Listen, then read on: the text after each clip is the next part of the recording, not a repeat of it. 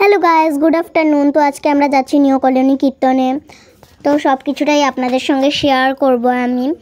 তো এই দেখো, এখানে আমরা কীর্তন এসেছি। তো এই কীর্তনটা ছাদের উপরে করেছিল, কিন্তু ছাদে করার জন্য খুব সুন্দর লাগছিল, খুব বেশি।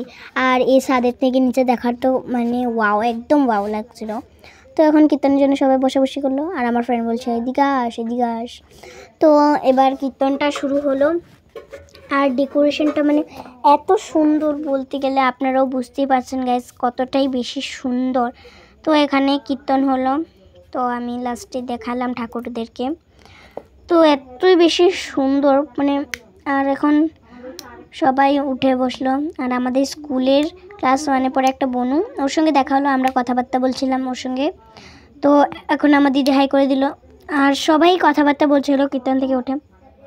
তো আমার ভীষণ ভালো লাগে, এরকম অনেক মানুষ থাকলে আমার তো খুব বেশি ভালো লাগে।